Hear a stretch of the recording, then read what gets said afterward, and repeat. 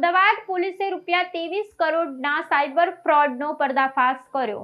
અમદાવાદની પાલડી પોલીસે આંતરરાષ્ટ્રીય સાયબર ફ્રોડ કરતી ગેંગનો પર્દાફાશ કર્યો છે। દેશના અલગ અલગ રાજ્યોના લોકો સાથે સાયબર ફ્રોડ કરનાર ગેંગના 6 શખ્સોને ઝડપી પાડ્યા છે। પોલીસે ઝડપેલા અમદાવાદ, મહેસાણા અને માણસાના શખ્સો પાસેથી ₹3.16 કરોડ રોકડા ઝડપાયા છે। ચલણી નોટોનો ઢગલો જોઈ પોલીસ ચોંકી ગઈ હતી। સાયબર ફ્રોડ કર્યા બાદ ભાડે લીધેલા બેંક એકાઉન્ટમાં જમા કરી આરોપીઓ પૈસા ઉપાડતા હતા। સાયબર ગઠિયાઓએ અત્યાર સુધી ₹23.23 કરોડના ટ્રાન્ઝેક્શન કર્યા હોવાનું પ્રાથમિક તપાસમાં બહાર આવ્યું છે। ગેંગ સામે અલગ અલગ રાજ્યોમાં 518 જેટલી ફરિયાદો મળી છે। પોલીસે અમદાવાદ, મહેસાણા, માણસામાંથી પકડાયેલ શખ્સો પાસેથી ₹3.16 કરોડ રોકડા, 15 મોબાઈલ અને ચેકબુક સહિત મુદ્દા માલ કબજે કરી વધુ તપાસ હાથ ધરી છે। મૂળ સાબરકાંઠાના ઈડર તાલુકાના ગંભીરપુરા ગામના અને હાલમાં અમદાવાદના શાહીબાગમાં રહેતા આરિફ ખાન, અકબર ખાન મકરાણી, મહેસાણાના લાખવડા ગામના અશ્વિનકુમાર નટવરલાલ પટેલ, ગાંધીનગરના કલોલના સ્મિત સતીશચંદ્ર ચાવડા, અમદાવાદના આસ્ટોડિયાના રાકેશ સવારામ પ્રજાપતિ અને મૂળ માણસા તાલુકાના ઇટાદરાના અને હાલમાં અમદાવાદના વસ્ત્રાપુરમાં રહેતા જગદીશકુમાર મહેન્દ્રભાઈ પટેલની ધરપકડ કરવામાં આવી છે। પાલડી વિસ્તારના યુવક સાથે 25,000ની સાયબર છેતરપિંડી અંગે સાયબર પોર્ટલ પર ફરિયાદ થઈ હતી। આ ફરિયાદને આધારે પાલડી પોલીસે તપાસ કરતા આંતરરાષ્ટ્રીય સાયબર ફ્રોડ રેકેટનો પર્દાફાશ થયો છે। પોલીસે બેંક એકાઉન્ટમાંથી ટ્રાન્સફર કરેલા પૈસા અંગેની તપાસ કરતા 3 લેયરમાં પૈસા ટ્રાન્સફર થયા હતા, જેમાં ત્રીજા લેયરના એકાઉન્ટથી તપાસ કરતા તેમાંથી યુનિયન બેંક અલગ અલગ એકાઉન્ટમાં ફ્રોડના નાણાં ટ્રાન્સફર થયા હતા। તમામ એકાઉન્ટની વિગતો ચેક કરતા સેલ્ફ ચેક દ્વારા મોટી રકમ રોકડ ઉપડતા હોવાની વિગતો સામે આવી હતી। એક અરજદાર ઉર્વીશ ભારદ્વાજ કરીને અરજી આપેલી અને એમને એવું જણાવેલું કે એમના બેંક ઓફ બરોડાના અલગ અલગ એકાઉન્ટમાંથી ગૂગલ પે મારફતે કુલ આશરે 25,000 જેટલું ટ્રાન્ઝેક્શન વિધાઉટ ઓટીપી થયેલું।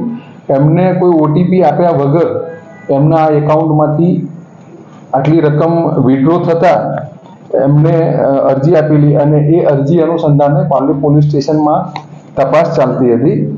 આ તપાસ દરમિયાનમાં આ જે ફ્રોડના નાણાં જે first layer, second layer, third layer એવી રીતે અલગ અલગ બેંકોમાં ટ્રાન્ઝેક્શન થયેલું અને એમાં છેલ્લે ડ્રાઇવિંગ રોડ ઉપર યુનિયન બેંકમાંથી આ જે ડિસ્પ્યુટેડ એમાઉન્ટ છે એ વિથડ્રો કરતા કુલ 6 આરોપી મળી આવેલા અને આ જે 6 આરોપી છે એમની પાસેથી રોકડ 3.16 લાખ મળેલી અને 15 મોબાઈલ ફોન મળેલા, 9 જેટલી ચેકબુકો મળેલી।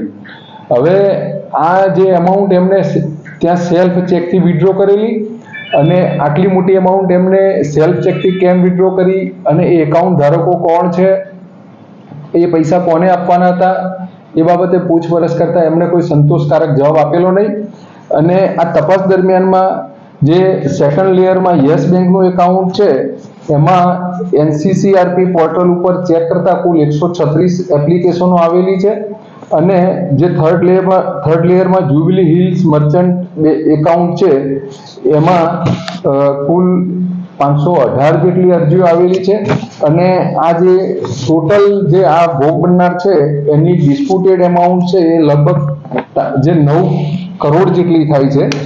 એટલે આમાં કઈ રીતે વિધાઉટ ઓટીપી આ લોકોએ ફ્રોડ કર્યું છે એ બાબતે આગળની તપાસ ચાલુ છે અને હાલમાં જે પકડાયેલ આરોપીઓ છે જે સેલ્ફ ચેકથી રોકડ 3.16 લાખ જેટલી એમાઉન્ટ સાથે મળેલા છે એમાં આરિફ ખાન મકરાણી છે, અશ્વિન પટેલ છે, સ્મિત ચાવડા છે, રાકેશ પ્રજાપતિ છે, જગદીશ પટેલ છે અને જસ્મીન ખંભાયતા છે। હવે આ લોકોએ જે 3.16 લાખ રૂપિયા ઉપાડેલા હતા એ કોના કહેવાથી ઉપાડ્યા હતા, કોને આપવાના હતા એ બાબતે તપાસ ચાલુ છે।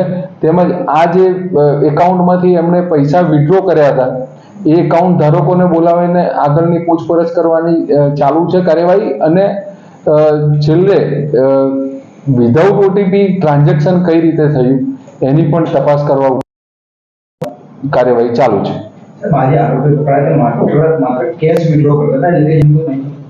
આ જે ડ્રાઇવિંગ રોડ ઉપર જે યુનિયન બેંક એકાઉન્ટ જેમાંથી આ આરોપીઓએ 3.16 લાખની એમાઉન્ટ ઉપાડેલી એના અગાઉ પણ એ લોકોએ ત્યાંથી ટ્રાન્ઝેક્શન કરેલા છે અને એ બાબતે બેંકમાંથી પૂરી માહિતી મેળવી અને આગળની કાર્યવાહી ચાલુ છે।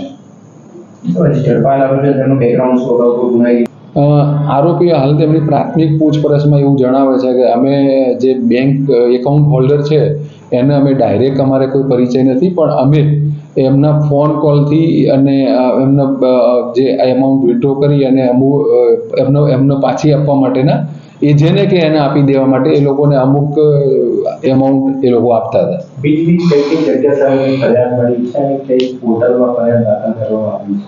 હાલમાં મેં આપને કીધું એવી રીતે કે NCCRP પોર્ટલ ઉપર કુલ 600થી વધારે અરજીઓ આવેલી છે અને એમાં જે પણ ભોગ બનનાર છે એ બધા અલગ અલગ સ્ટેટના છે, એટલે એમની ઓળખ કરીને અને આમાં વધારાના જે ભોગ બનનાર છે એ લોકોની ફરિયાદ આધારે ગુના દાખલ કરીને આગળની કાર્યવાહી કરવામાં આવશે.